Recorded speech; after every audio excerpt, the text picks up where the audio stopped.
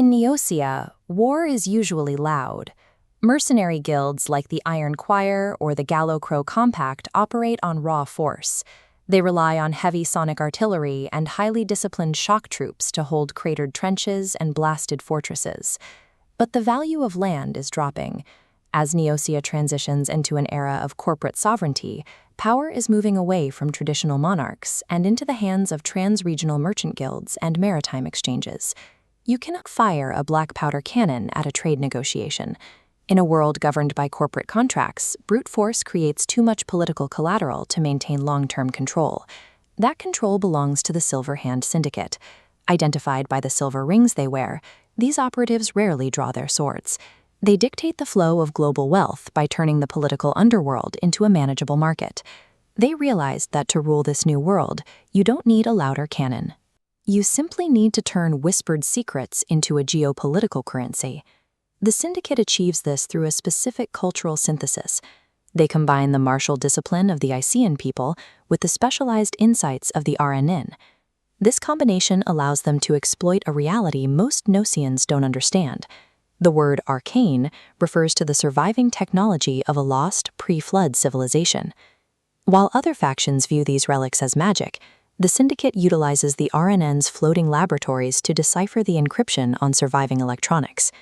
They are the only organization with access to the 15-year biological maturation and digital arcane training required to operate pre-flood radios and listening devices.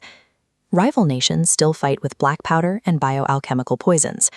The Syndicate conducts an asymmetrical war using the forgotten electronic infrastructure of the ancient world. To manage this infrastructure, the Syndicate utilizes three distinct operational arms. The first is the Shadow Masters. They physically plant digital arcane listening posts inside the most secure and influential rooms on the planet. These posts are currently active inside the Grand Library of Florenzia and the Political Senate of Sandburg. Data flows into a hidden hub, where the second arm, the Argent Network, analyzes the intelligence to manipulate the price of political favors.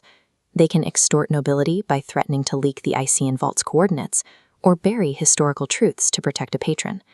When blackmail fails, the Syndicate deploys its third arm, elite mercenaries. These specialists execute discreet assassinations, removing political obstacles without leaving a footprint.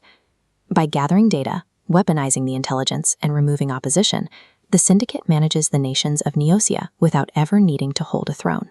Combat-focused mercenary groups, like the Scar, inevitably lose their relevance once a kinetic war ends and their contracts expire.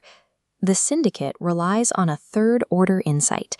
Information is the only mercenary asset that never depreciates. This ensures they remain relevant in any political climate.